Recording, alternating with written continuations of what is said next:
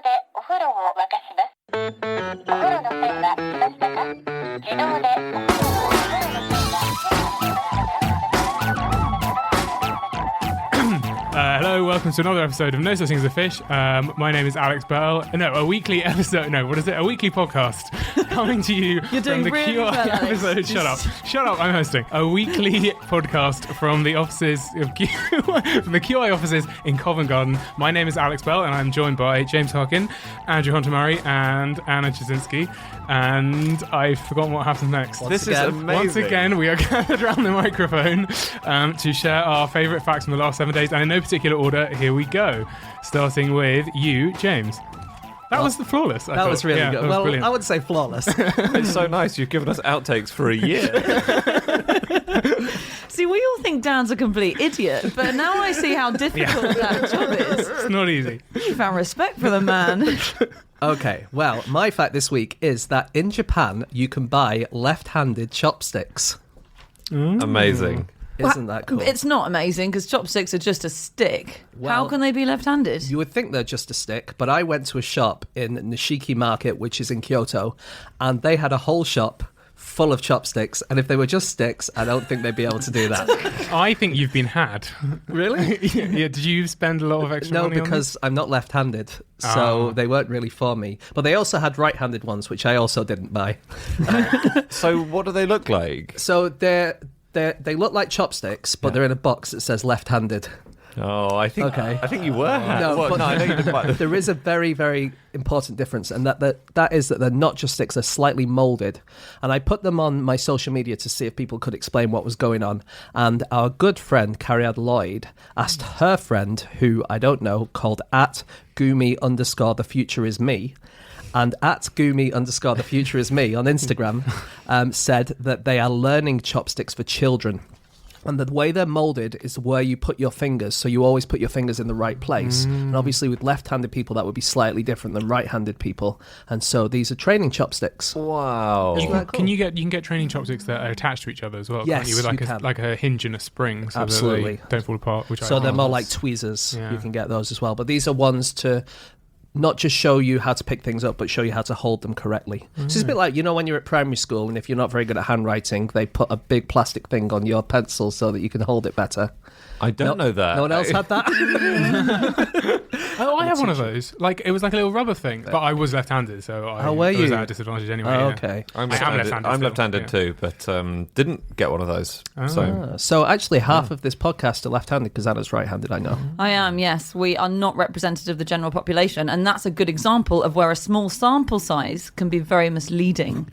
So the left-handed chopsticks are not for adults. They're just for kids, left-handed kids, when they're learning, and they've got a little groove in them. That's as I understand it. If you know any different, then do message me on Twitter @James Harkin or on Instagram, no such thing as James Harkin. And the pictures are on there, so you can just comment on it. Because chopsticks were brought to Japan from China, of course, weren't they?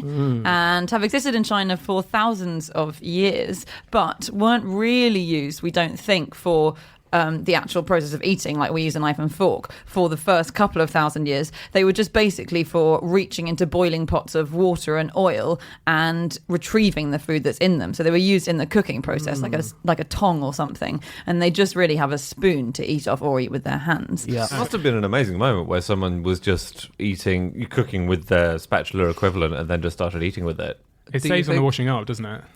Yeah, it does. What really happened is that around kind of 500 AD, there was a massive population boom in China, and food became really scarce, and the way they cooked it was by cutting it in really small pieces, and that kind of makes the kind of eating with chopsticks a good way of doing it. Yeah. So I thought it was to do with people chopping up their food small so that it takes less cooking fuel to prepare. Oh, yeah. Because of the population boom, there was much less fuel to go around. There were fewer trees to chop up as firewood and stuff like that. Yeah. It's partly that. So it was partly that. There's a really good book, though, called Chopsticks by a guy called Edward Wang. So he looks into this. And actually, they started eating with chopsticks, using them like as we use knives and forks in about 400 BC. But it became very commonplace in 400 AD. And it's partly because of the population boom, but also because oil became readily available. And so that's when they started stir-frying stuff. And so that's when, I guess, Chinese stir-frying came in as we would know it. And obviously to stir-fry, you need those little bits of meat. And Yeah. so then you don't need a knife anymore. But the other thing as well is, like you say, you would eat with a knife. Before that, you would kind of stab things and eat it, right? And that was in Europe in the Middle Ages as well. But the other thing is, Confucius thought that you shouldn't eat with a knife because a knife is something you would use in war or in aggression. So he thinks it shouldn't be something you should have around the table. So anyone who followed Confucianism also thought that you shouldn't eat with knives. But did you know you can get Japanese left-handed knives as well?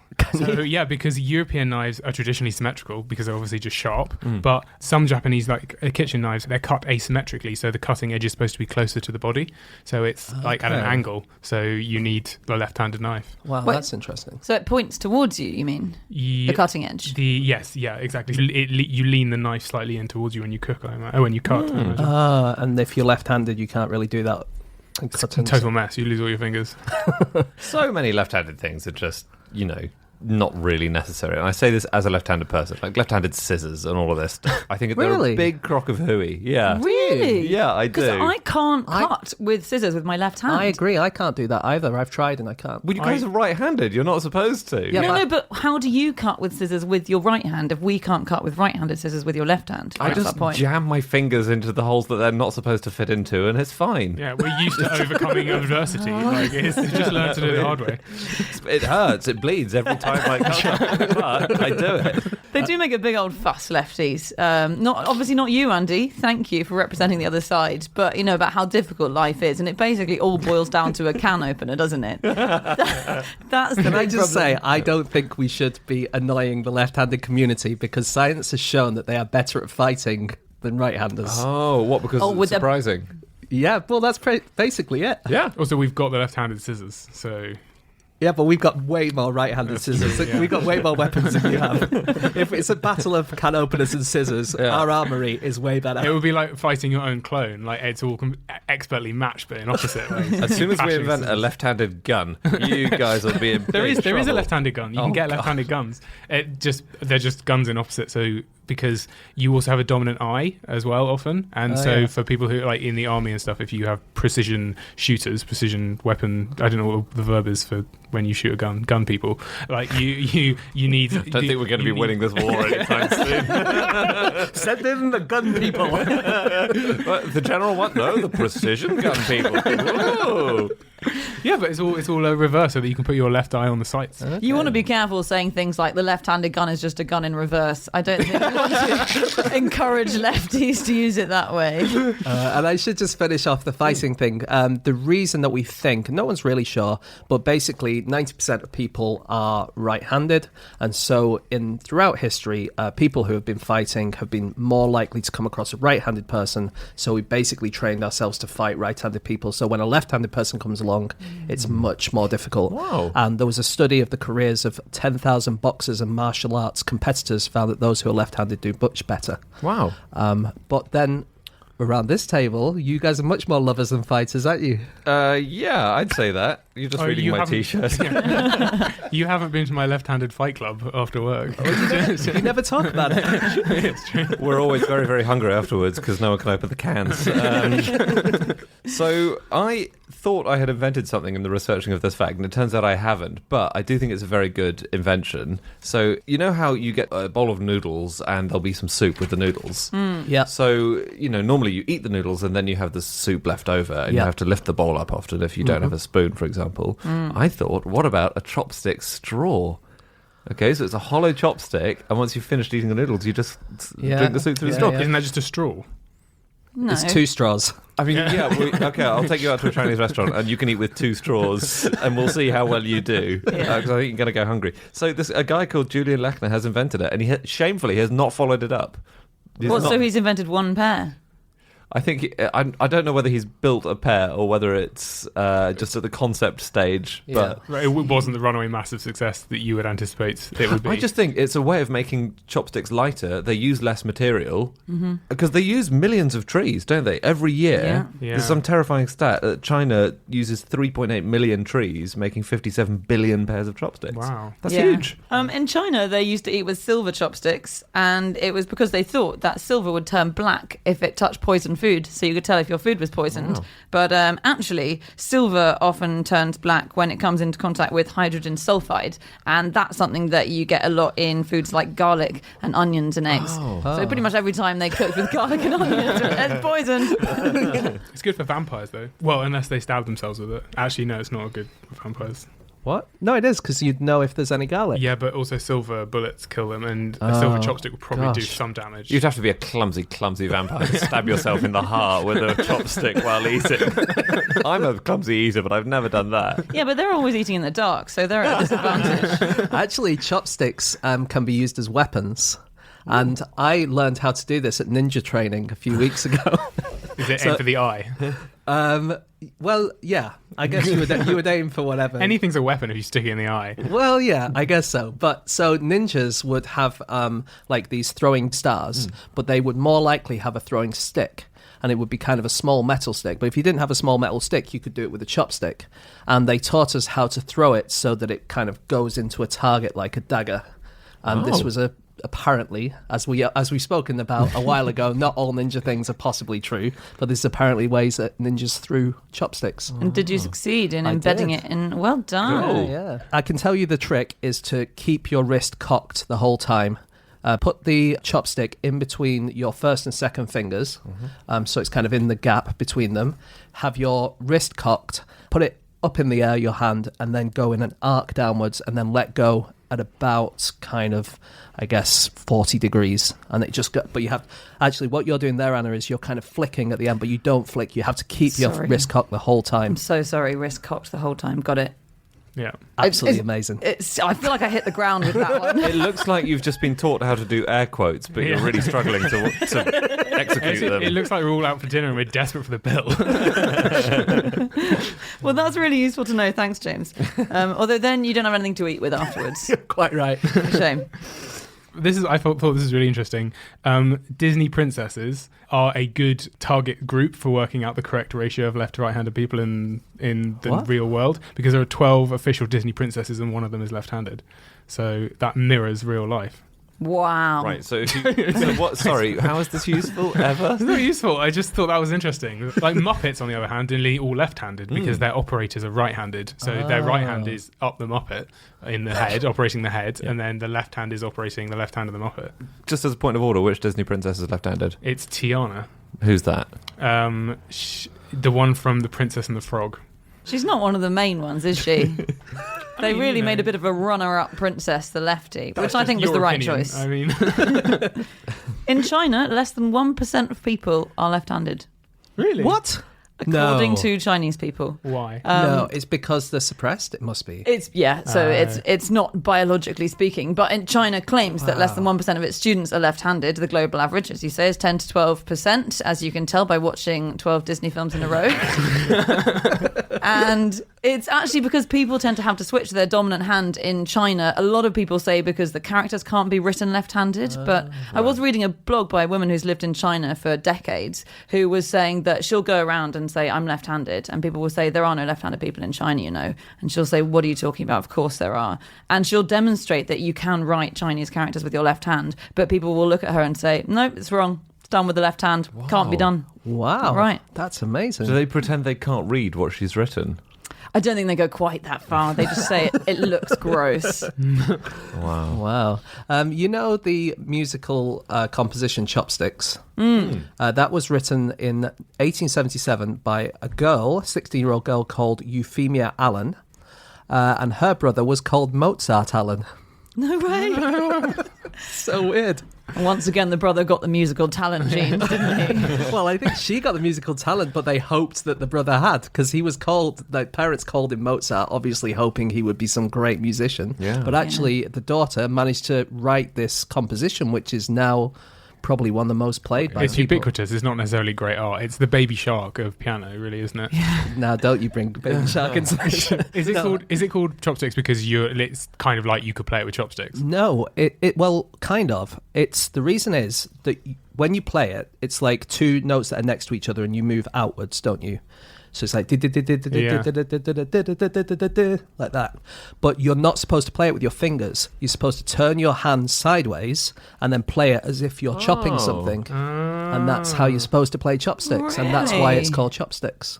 So we've all been playing it wrong. Yeah. So you turn your hands 90 degrees so that your thumbs are facing the air and you play it with your little fingers. You karate your piano, Exactly. basically. Yeah. Cool. Isn't that cool? Do you want to hear some stupid chopstick records? Yes, please. Okay. So the most marbles moved with chopsticks in 1 minute is 43. And that was broken not by someone from China or Japan, but by an Italian man called Silvio Saba. And then, a few years after that record was made, a Japanese man called Mr. Cherry tried to break the record for most marbles moved in 1 minute with chopsticks. And he didn't. He exactly equaled it. Oh. Wow. But he did get the record for the most baked beans eaten with chopsticks in 1 minute. No, it's Swings and roundabouts. Sorry, actually, what was that record? That was 71. That's more than one per second for a minute. That's more than I can do.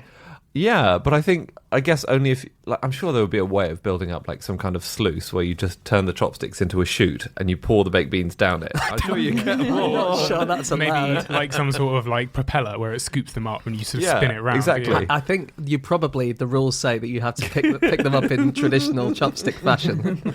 Although there is, they would enjoy those baked beans more because there's been a study that finds that you enjoy food more if you eat it with chopsticks. This is specifically with popcorn and specifically in one study of 68 participants. But hear me out. Basically, the idea is because you can only eat one at a time or one thing at a time, it's almost like, let's say you're eating something else like alphabeti spaghetti or something. Yeah. When you have the first spoonful, forkful, it's really tasty, right? It's like, that's so good. Yeah. But then by the time you're halfway through it, you've kind of even forgotten that you're eating alphabeti spaghetti, aren't you? You're just eating it then. Sure. But if it's really hard to get that food to your mouth every time, then each time you're kind of building up to the mouthful. Yeah, I see that. I have that when I eat with chopsticks. Yeah, Basically, really. if you're so cack-handed that you're just enormously relieved that you've managed to get that one bean into your mouth, it is more enjoyable. How did the world record attempt go in the end? Wow, so it's kind of novel as well. And Yeah, it's just an unusual. That's exactly true, because whenever anything seems new, people pay more attention to it. And when you're eating it more slowly, each mouthful appears more new than if you're shoveling it in. You look astonished every time that next baked bean goes in. Oh my God, what is this? So I think I read about this experiment because there was another way they tried it, and this was asking people to drink water, but to come up with their own fun ways of drinking water.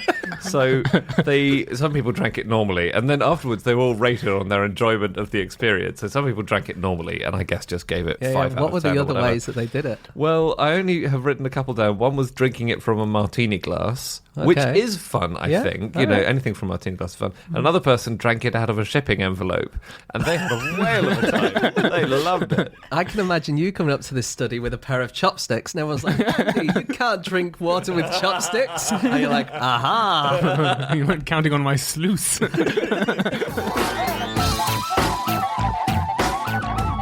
Okay, it is time for fact number 2, and that is my fact. My fact this week is that... Sorry, can I just... Yeah. Dan often does the okay with a little bit more vim.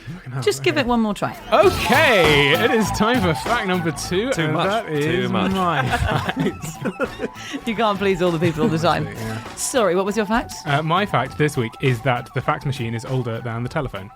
Okay, the fax machine. It's a fact about facts. It's a fact about facts.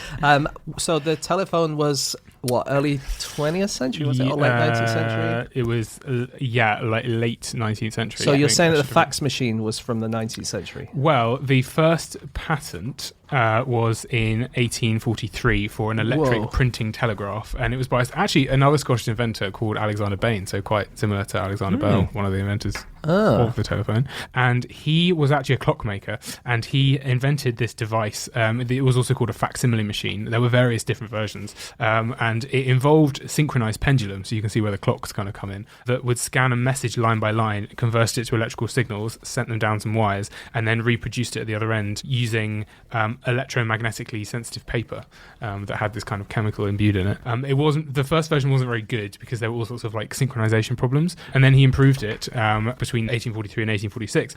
But then he was beaten to it when he tried to repatent the improved improved version because a rival had got in the way and demonstrated a much more accurate version. And it was just the synchronization of the pendulums that he could never get right because it was really difficult to get him to swing, because it's swinging left to right across the page at the exact time. So it's almost like an inkjet printer kind of doing dots along a line. Wow. It's very tricky. It's and very clever, though. All the paper that you need to be receiving the electrical current, it needs to turn black whenever it receives a current. So it needs to be soaked in potassium ferrocyanide. Was that kind of toxic? Sounds like it was cyanide in it. Like every time you get a fax, you basically died. I mean, I that was probably why it didn't work. Yeah, no, I don't think it was lethal. I think you should not eat too much of it.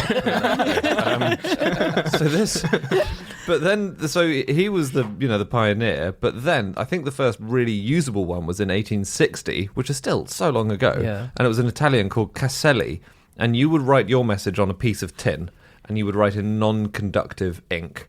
And then the sheet was scanned by a stylus, and that was attached to telegraph wires going to the other place. And then whenever the stylus at the other end got to a bit of ink, the conduction would stop. And then at the receiving end, whenever the conduction stops, the stylus there would stop, and so you'd make a kind of perfect mirror image of it. Oh, okay. So it's actually the Communicating same, across. but in reverse, because it's the Pretty much. drawing that's non-conductive instead of the drawing that is conductive. I think I've explained that right, but it was demonstrated for Napoleon III. I think that's amazing that Napoleon III had a fax machine. It's just unbelievable. Unbelievable. And he said, this is incredible. He got sent the signature of the composer Rossini from 100 miles away by fax. Wow. That is amazing. And it didn't catch on, did it? The Well- idea with the fax machine, I think, is that they weren't in the information age yet, so business just worked too slowly. So I think, was that one between Paris and Lyon and Paris and Marseille? They set those ones up, and there just wasn't really any interest in it. Yeah, it was a gimmick. Because, it was a gimmick. It's like, this is not going to catch They did on. lots of public demonstrations of it and stuff, and everyone was like, wow, but no practical applications. The Russian Tsar had one, Nicholas I. Wow. Between his palaces in Moscow and Petersburg, there was a fax connection. Amazing. It's so weird. So I'm sure you guys came across this in your research. Do you know who's the biggest buyer of fax machines in the world? Is it Korea? It's the NHS. not Korea, it's the NHS. Yeah. And they have at least 8,000 machines across the NHS just in Britain. And I asked a friend of mine who's a doctor, just out of interest, he works down on the south coast, and I said, do you use faxes? And he said he sends at least one or two every day. Oh yeah, they use them all the time. They're banned from doing it now, so they're no longer the biggest buyer. They're banned from buying anymore. They haven't been banned from using them. Yeah. No, but as in they're not the biggest buyer anymore because the government's finally said you are not allowed to buy any more bloody fax machines. This is ridiculous. I don't know, because like when I used to work as an accountant, we used to use faxes like you say, not 2 times a day, maybe 10 times a day, and they're a really good way of getting kind of invoices across. It's useful for sending secure information, I believe. Yeah. And there is secure email, but it's a bit of a pain. And yeah. I still like that you can ring faxes for no reason at all and you just get a weird noise. I just think that's a totally unnecessary. Is that how you spend your evening? I know. I've never used actually fax with a fax machine, but I do routinely accidentally ring people's fax numbers instead. You've never sent a fax? No. I don't think I've ever sent a fax. What? But to be fair, I'm not a doctor.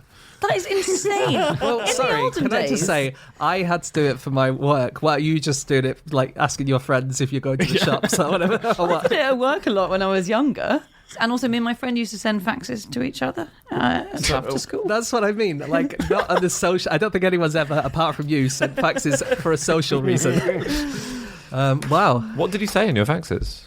So I remember she once sent me a fax of the newspaper article in her local area, which on the headline was her dog getting married to another dog. This is an incredible insight into your early life. This is like an analog version of BuzzFeed that you invented there. Yeah.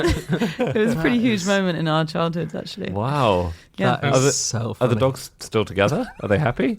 Oh, they had a lovely long life together, but I'm afraid, sadly, they have expired because this was 25 years ago. Which in dog years. This is our 175th wedding anniversary. Oh, I had a fact about wedding anniversaries, which is through this fax research, which is, this is not really fax related, but you can request anniversary greetings from the White House. What? If you are a US citizen, and if you contact them several months ahead, But Trump's not sending them, is it? I can imagine his faxes in massive capital misspelled letters. He just faxes you saying no collusion. It's kind of weird. I think you can request presidential greetings, and they send it. Some poor drone in the White House has to send you presidential greetings, but they made it clear you can only request a limited number of greetings per day, which I think is a very funny idea. So the idea is that obviously somebody at some point received about 100 different greetings on the same wedding anniversary. I just love the idea of keeping Trump busy by setting him on the fax machine. Just like, sorry, Mr. President, Barack Obama used to get through 20 a day. It worked with the Queen. She's got almost no political power because she has to write cards to every 100-year-old in the country. Something really cool you can do with fax paper if you've got any left over from the 90s. Or from your friend's dog wedding. So this is if you use a thermal fax machine, and fax paper would be thermal paper. You use those in the winter, don't you, when it gets a bit colder? Yeah. So if you're using a thermal fax machine, then the paper turns black when it's exposed to heat. So there's especially chemically treated. Right. And basically what a fax machine would do, how it would work is it would only heat up the parts that were meant to be written on. Those bits would turn black. But what you can do is you can just get some fax paper, or this also works on receipt paper because they still use that for that, and heat it up and it'll turn black. I was expecting another part to that, like some useful life hack. Yeah. Like what? Yeah, what's that for? Or if you've only got a white crayon and you need to write someone a message immediately, you need black paper to write on. That's true. So why don't you heat your thermal fax machine's roll of paper? Or if you're going to a fancy dress as a zebra, you can heat up one roll of receipt paper, don't heat up the other one, and just wrap them around you like a mummy. Perfect. Yeah. Instant zebra costume. It's a multi-purpose life hack. Sorry, hang on. Is that how the receipts work in old till machines? Is that they've selectively heated up the paper? Not in the really old ones, I don't think. Okay. Right. I think quite a lot that are still in use. That's amazing. They're slightly waxier, the paper, I think. Yeah, and they're a bit more transparent. And if you do heat them up, they go. So it's quite a good way of redacting things as well, because if you heat it up, then obviously it eats all of the words that we heated does up. it, when you cool down, does it not go back to normal? I don't think so, because otherwise, as soon as the receipt came out of the thing, you'd just be given a blank receipt. Right. You'd be like, oh, it was momentarily written on there, the record of what you bought. I'm talking to my tax man, I'm really sorry. All these receipts said stuff when I got them. I don't know what's happened to them all. You'll have to trust me. Can I tell you my favourite ever fax machine fact? Which please. I actually went to George Bank to find this out. So in 1966, the Russians landed the Luna 9 craft on the moon, which was the first craft to successfully achieve a soft landing and land without crashing. And it was designed to take the first photographs on the moon. And it was basically a contraption that had like a camera with a film in it. So it would take the photos, and then the machine would take the film out of the camera and develop the photographs, and then put the photographs into a little fax machine, basically, and then transmit the photos back to Earth. This is all on the moon. This is all on the moon in a little craft, yeah. And the Russians were broadcasting it back to Earth, and the British were monitoring all of the landing and everything and all of the signals from Jodrell Bank. And then they noticed that when it landed and all of this stuff happened, and we didn't know what was going on because the Russians didn't tell anyone anything, that the signal had changed, and they recognized it as being a standard signal from something called radio fax, which was a standard way of transmitting photos by a kind of fax machine kind of system around the world, and it was used in journalism.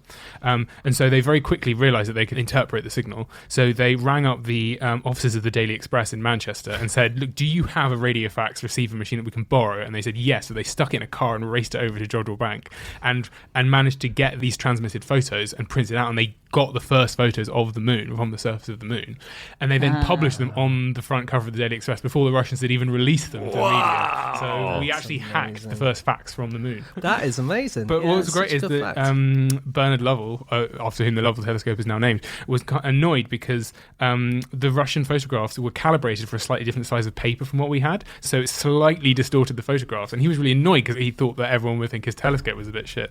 But even though it wasn't. Well, there are disadvantages to theft of property, aren't there?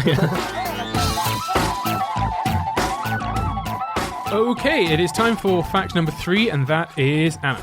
My fact this week is that a boatload of researchers are about to deliberately get themselves stuck in the Arctic ice for a year. And for fun. And for science. Not for fun. I think it's for work. It's fun and science, guys. Science is fun, isn't it? Yeah, the two are not mutually exclusive. And I this- reckon in this case they are. Like if you're spending a whole winter in the Arctic, that's not going to be You're fun, talking to is it? someone who faxed her friends for fun in her childhood. Yeah. Her sense of fun Yeah, is yeah. warped. No, man, these guys are going to have the best time. They're going to So- need one of those thermal fax machines. So this is a project called the Multidisciplinary Drifting Observatory for the Study of Arctic Climate, shortened to MOSAIC, and hundreds of researchers from 19 countries are involved. It's the largest Arctic expedition in history, and it's all about data collection in the Arctic. So just gathering as much as they can from the ocean, from the ice, from the atmosphere, about the climate, the algae, all the chemistry of it, to basically work out how climate change is affecting the Arctic. And they're doing it by going on this big, well, they've just arrived actually. So there's this 400-foot long icebreaker ship called Polar Stern, which left Norway a few weeks ago, and it is now about to freeze itself into this little or bit less than 2 miles square bit of ice, and then it's just going to let that bit of ice carry it through the North Pole. So for the next amazing. year. It is amazing. I really read cool. that on Monday the sun set where the boat is, and so it's set and it's not going to return for 153 days. Wow. That's a long night. Yeah. Okay, fine. So that bit's not that fun.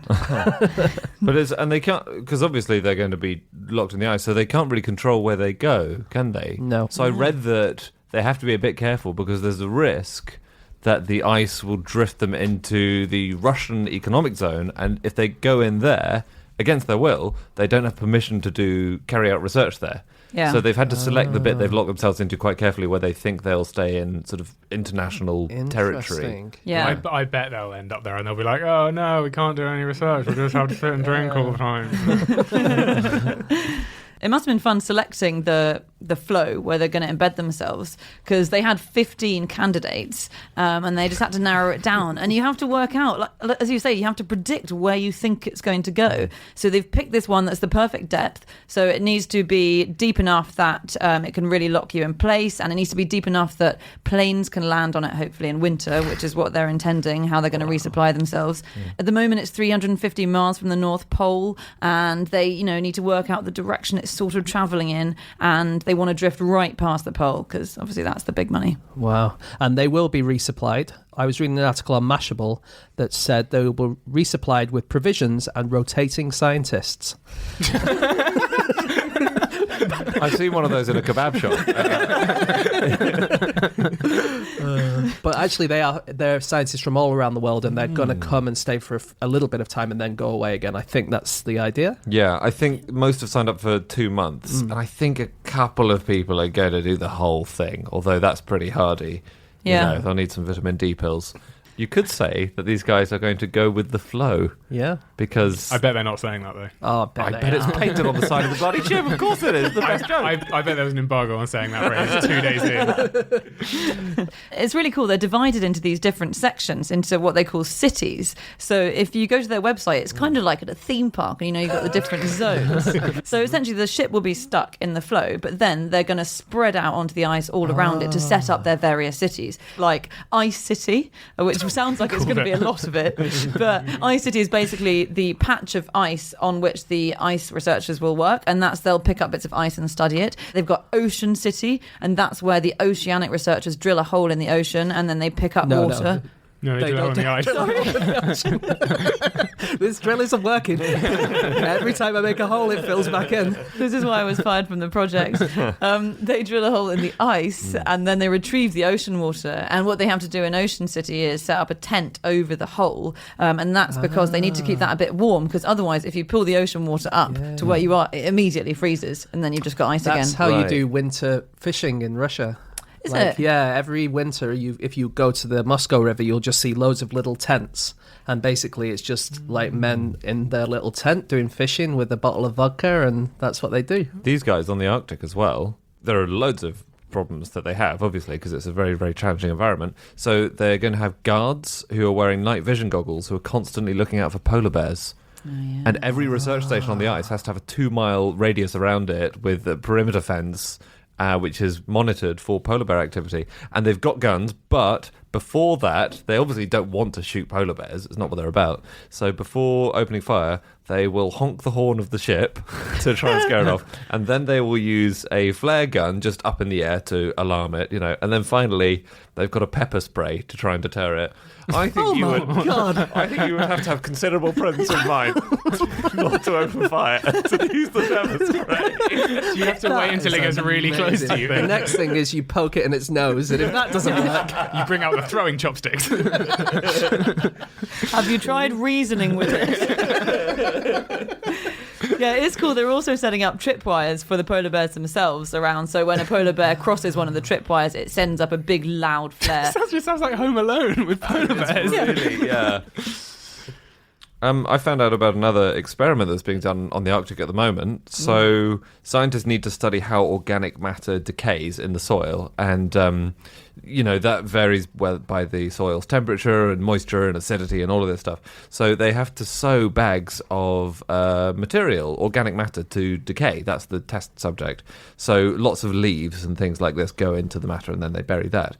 And then a couple of scientists, they had spent weeks laboriously sowing litter bags full of leaves and then sealing them up to be buried. And then one of the scientists was having a cup of tea, and she realised, oh my God, we have bags full of leaves that can be buried under the ground that are made to an almost exact uniformity standard. Wow. So that's clever. At least 1,200 groups across the world are doing citizen science using tea bags now, and there are 5,000 tea bags just buried under the Arctic. Really? Yeah. Wow, that's an advantage of global warming, isn't it? Yeah. When it melts, you've got a nice cup of tea. It's going to be very weak.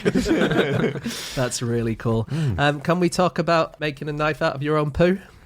Yes. Oh, yeah, we better. Every week you ask. So Wade Davis, the famous traveller and writer, he wrote about an Inuit man who once sculpted his own frozen poo into a knife and used it to kill a dog. And people have kind of taken this as truth that it might have happened. But this year, for the first time, scientists have properly tried it out by making knives out of their own excrement. And they found that it wouldn't have worked. It wouldn't have been able to cut into a piece of pig hide. They said, like a crayon, it just left brown streaks on the meat. No slices at all. If I was working in that lab, that's the point at which I put in a complaint to human resources. I found a poo in the freezer. And this is a proper experiment. So, first of all, before they even had the poos, they adopted an Arctic diet, which was high in protein to ensure that their poo would have the same consistency as the Inuit people. That's cool. That's so clever. That's interesting because I read somewhere that people escape from prison by making shivs out of frozen poo, so it can't be true. It's not true. It's an urban myth, turns out. Yeah, most prisoners don't have access to freezers, though, do they? I don't know. I think they're like in not lower security prisons, maybe. I don't know. You have to ask the chef, and they do ask questions. So when you approach them with a bag of your own feces, you can say, "Would you mind putting this in the freezer?" If it was very cold outside, you might be able to dangle the poo out of a window and wait for it to freeze overnight. Yeah, like the way you keep the milk fresh if your fridge is on the blink. I just think there are easier ways to make shivs. There must be, right? Yeah, you're in a place full of metal. There are iron bars everywhere. Yeah, you're right. I've got. I thought of a question about the poo knife experiment. Yeah. Oh, how did they manufacture it into a knife? How did they mold it? Oh, that's was a great it was question, that Andy. in the ejection? You have to sort of clench and release at the right moments in order to get the shape exactly right. What a skill that would be! What an Edinburgh show! I will now be pooing this sculpture of Michelangelo's David. Is that the next balloon sculpture magician trick? I imagine that they just cut it into shape. Did they make a standard symmetrical European knife or a left-handed Japanese poo knife? Wow, and it doesn't work. It doesn't work. It just leaves the brown streaks on the meat. Another really cool Arctic experiment that's happening is to deal with climate change. And so that's a problem with the Arctic, which is heating up faster than the rest of the world. So it's really bad. Ice is all melting. And there have been sort of three main proposals people are thinking about for us to geoengineer it so that this problem is solved. One of them is just refreeze it. they're thinking. Try and refreeze the ice. Just refreeze it like a big poo. Just blooming refreeze it. So the plan is to put 10 million windmills there, and they will power these water pumps. And what the water pumps do is they suck up the seawater from underneath the ice, and then they spray it out on top of the ice during the winter, and then it freezes, and so that restocks it with ice. Sounds like a Dr. Evil plan. 10 million windmills. That's bonkers. So, I mean, presumably the windmills have to use less energy than they pump out. Well, they're getting free energy from the wind, I guess. Yeah. Ah, okay. Sorry. Yeah. Okay. Yeah. No, that's how they work. That's how windmills work. So You don't plug them in. That's why my windmill has been so expensive to run. Another idea that they had is you basically get a submarine, and this is an idea, by a 29-year-old architect called Faris Kotahatuhaha. And he says that you Are you get... was that you laughing at his name? Oh. I was not laughing at his name. That's his name.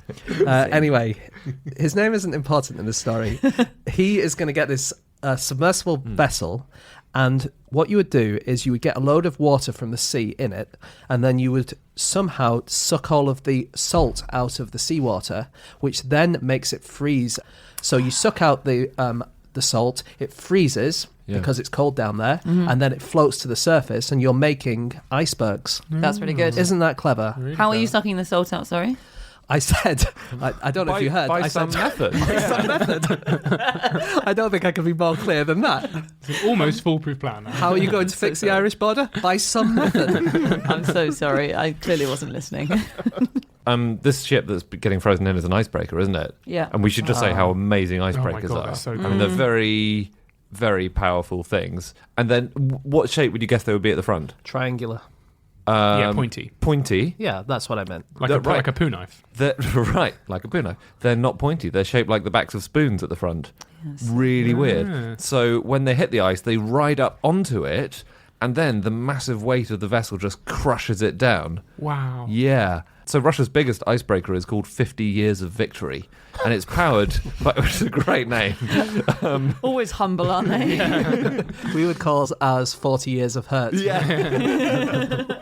And it's powered by not one but two nuclear reactors, so it's extremely impressive. And the reason it's nuclear is because otherwise it would expend more than 100 tons of diesel every day. So, I mean, it would just have no range. It wouldn't be able to get anywhere, you know. Yeah. So, Doesn't it need to be in cold waters then? Because I was reading about how the nuclear engines, the cooling system, it depends upon the icy waters. okay. So you couldn't sail it into warm waters makes because it would sense. overheat. Right. So it is literally built. It needs the ice as much as the ice doesn't need it. But yeah. I like that. And it's hopeless in open water as well. They roll from side to side all the time because of this spoon-shaped bow at the front. Yeah. So some are being built now which are reversey-perseys. They can go forwards and backwards. That's so clever. So they've got a pointy back end and then a spoon-shaped front end. And if they're ever sailing in open water, they just sail backwards That's using genius. their pointy bow because that gets through the water very nicely. Great. But do they have two steering wheels? Or does I the guy... imagine they've got a nuclear-powered reactor. I imagine they can stretch the guy just turns around like beep, beep, beep, all the way back They have to look over Russia. their shoulder the whole way. Yeah. You get a terrible crick neck, wouldn't you? Okay, it is time for our final fact, and that is Andy. My fact is that Leo Tolstoy, one of the greatest writers of history, frequently wore two hats in case his head got cold. So, what a guy. This is from someone called Mariana Hunt, who sent me this fact, so thank you to you, Mariana. And it's just that Tolstoy was very sensitive to head colds, so he wore multiple hats. He literally wore multiple hats. It's cold in Russia. We've already established that. It's cold in Russia, and the hats were nuclear powered. It's incredible. It's so amazing. Did he have like a reversey Percy hat that he could put on when he was walking backwards? Were they two of the same type of hat, or was it like a top hat and then a tiny bowler hat on top of that? Or I am not sure the history relates, tragically. I don't know if it was like a fez followed by a fedora or... Yeah, so I don't know. Because he could have just bought a thicker hat. In Russia, you often get these big bearskin things Yeah, that go up for famously. meters. With the flaps? With the flaps, of course. Yeah. But he didn't. Not that smart, turns out. No, Thicky Tolstoy, we call him. We call him Leo Tolstoy, but his name was Lev, or Liev. Yeah. And the reason that we do that is because Liev means lion in Russian, And when he brought out his book in France, they translated his name as Leon Tolstoy. Oh, really? Because that means lion. Yeah. And he kind of gave his blessing to that. And when he gave his blessing, it meant that everyone else could kind of go in that direction. And so when it came into England, it was anglicised to Leo, which also means lion. Right. Do we know if everyone does that? Like in Kenya, are they calling him Simba Tolstoy? That would be amazing, wouldn't it? I can't remember if that's Swahili for lion. There's one of the words, I and think it is Swahili it for is. lion, isn't it? Yeah. That's so funny. On translation, I was looking at so apparently the Russian word for peace is mir. Yeah. So, but that can also mean like world or society. It could mean like a place where people, like a community kind of right, thing. yeah. But there's an argument about how you could translate the title of War and Peace to War and the World. Oh, yeah. Which I Yeah, you prefer as could. a kind of Sex and the City vibe. Well, one of its provisional titles, it went through a couple of titles before he settled on War and the World. The one War was, of the Worlds, War it's of- almost, Yeah. Yeah. it was provisionally titled at first the year 1805, isn't it? Okay. and then briefly, All's Well That Ends Well. No way. Well, I think it must have been the Russian for that, but He hated Shakespeare as well. He didn't think he was a very good writer. is that so? No. Yeah. Yeah. Oh. He and Shaw talked about Shakespeare, didn't they? About how they hated him. Wow. He thought that Shakespeare was unfair to servants and poor people, and they were frequently made the object of ridicule in his plays. Yeah. Yeah, he was big on the rights of servants and serfs. He was kind of obsessed with that, especially in his later life, wasn't he?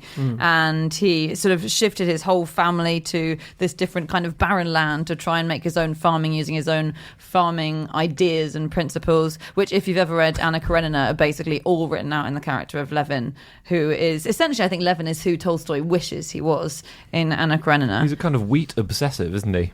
He is, yeah. He's the opposite of someone who's gluten intolerant.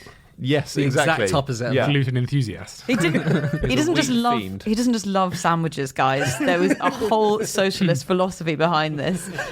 Sandwiches for everybody. He loved eggs as well. There's an app you can download, which is his wife's cookbook. Is now available as an iOS app, and we have, and so we know all about the different things because his wife was amazing. She's kind of the great woman behind the great man kind of thing. He had terrible handwriting, so she copied out 7 drafts of War and Peace, the 1,400 pages by hand. Often, like after he'd gone to bed and finished, she would stay up and do it by candlelight. And he had terrible handwriting, and sometimes she needed to use a magnifying glass. But look, we have to stay on the eggs for a minute because this is really relevant. So he was born in 1828, and he had this huge mental crisis around his 50th birthday, which I think was after War and Peace and Anna Karenina. Yeah. And he gave up smoking, gave up drinking, gave up meat, and became a massive vegetarian. So he because there was no tofu or corn, obviously, so eggs it was. And he had a rotating menu of 12 egg dishes, which he ordered to be cooked for him. He can't have been fun to have been around that time, can he? I think after his big life change, he was a major bore. So, like, eggs with Brussels sprouts and beans. I mean, you don't want to be sitting next to him, for one thing. That is an amazing meal, isn't it? Don't order that on a first date, is all I'm saying. One of them was just omelette in soup. It just sounds gross. And like, he became a serious buzzkill. Like, he would cobble his own shoes, and it got so bad that his wife, after 25 years of this kind of shit from Tolstoy, his wife was given a gift of a joke recipe book of all the mad dishes he'd received. I think that's the thing Maybe that that's is it. the app. Yeah. Yeah. She had a terrible time, notwithstanding the constant farting based on the disgusting egg-based vegetarian diet.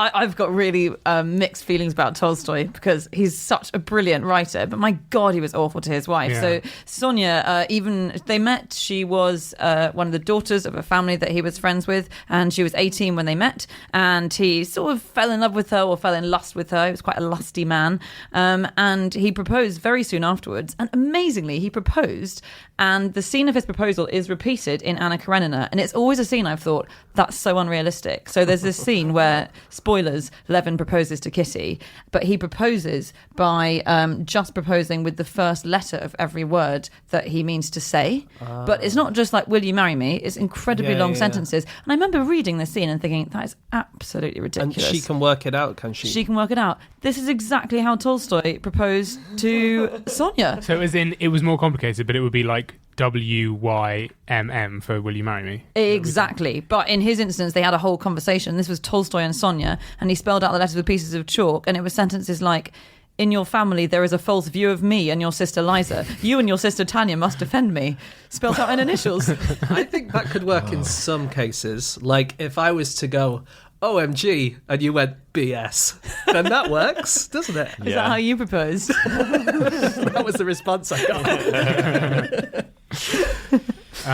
But yeah, sorry, after he proposed and before they got married, he said there shouldn't be any secrets between us at all. I'm a massive diary writer. He was a huge diary writer. You must read all my diaries. I must read all of yours. She said, okay. And he forced her to read all of his diaries, which involved just his constant recounting of his affairs with surf ladies. Yeah. And just lots of shagging around. And there was one, he had fathered a child by a woman who still lived on his estate. Yeah. And she was still there, and so Sonia read this and obviously felt very threatened by it because, he'd had a child with her and she was constantly worried that they were going to take up again where he'd left off. Yeah. And he made her read this. It's very weird. I know. In fact, he then made her transcribe, one of the first things he made her transcribe was a short story based on his relationship with this surf woman, which is one of the few stories he didn't finish, which we suspect is because she drew the line at some point. And he's just saying, and then my wife turned up. What a bore.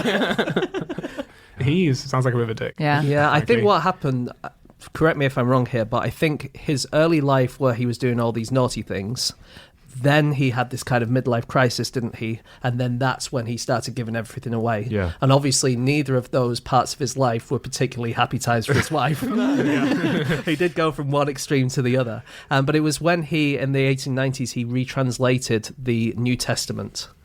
So he got a copy of the Bible presumably in Greek or something like that, and then they had the Russian Orthodox version, which everyone else read, and he translated his own version, and then he realised that actually the way I should be living is vegetarianism, giving everything away, living as a serf, all that kind of thing. But he was tortured his whole life. Like, if you do read bits of his diaries, which I kind of have over the years, it was like an adolescent constantly. So everyone thinks Tolstoy had this phase where he was shagging around and writing all these great novels, and then this phase of ascetic religiousness. And actually, he was up and down all the time. His diary is full of him messing up, letting himself down, scolding himself, saying, all right, tomorrow I will do this, this and that. And it's like real kind of self-loathing, but self-involved. And it would be stupid stuff he'd get annoyed with himself about. Like one entry in his diary said, receive my gymnastics teacher over familiarly.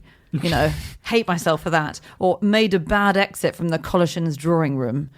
And That's very This interesting. does sound like a lot of stuff that I think I angst over all the time. he was so angsty. So Incorrectly angsty. greasing people is a classic, though, isn't it? So someone Yeah. else who did that, someone else who noted their moral failures, or what they thought were their moral failures obsessively, was Isaac Newton, which we've discussed. He said, got this wrong, or I was peevish, or I think threatened to kill my Parents and burn their house down was one thing. I was up to that point, I was going to be like, it sounds like social anxiety, but I think that's probably a bit further. But also the fact that he translated his own version of the Bible, which is like Thomas Jefferson, which we talked about a few weeks ago. So that sort of great people of history tend to think they can have another crack at the Bible. Yeah.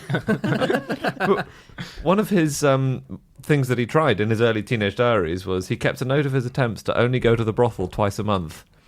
Aw. I know, so he really was trying. Yeah, he was. It's like the gym.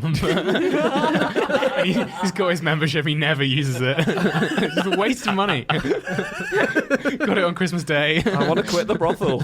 After a while, you haven't been to the brothel, you can't really go back because they've noticed that you haven't been there. When he was 16, he recorded that he sort of scourged himself and whipped himself because he wanted to toughen up to physical pain. And then immediately the next day, he remembered that life is short, and so he lay in bed for 3 days enjoying reading and eating honey cakes. Oh, honey cakes are nice. I think, are They're we delicious. all Tolstoy in some way? I think it was- He wrote The Shawshank Redemption, or he wrote the original... Sorry, I am filling in for Dan here. The Shawshank Redemption, the film, is based on Stephen King's novella Rita Hayworth and Shawshank Redemption. Right. But that, in turn, was based on a short story by Tolstoy called God Sees the Truth But Waits, about a man who's sent to prison for a murder that he didn't commit. Really? Yeah, and it's all about redemption and forgiveness. But he wanted Tom Hanks for the part, didn't he? He did, yeah, exactly, yeah. As a young man, Tolstoy lost so much money gambling that he had to sell off his family home, right? And this was a huge, shame and all of this. But the buyer dismantled the family home and removed it from the site it was. So there were just 2 huge wings of the house on either side, which he had not sold off. And this massive gaping hole in between them. No. Yes. No way. Oh my god, that's amazing. Were all the useful rooms in the middle bit? 20 ensuite bathrooms and no bedrooms. Okay, that is all of our facts. What comes next? Thank you so much for Thank listening. you so much for listening.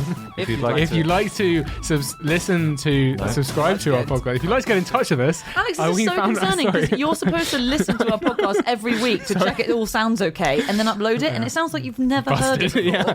I'm sorry. If you'd like to get in contact with any if of you'd us. like to get in contact with any of us, we can be found on our social media account. I am at Alex Bell. James. Sorry. James Harkin.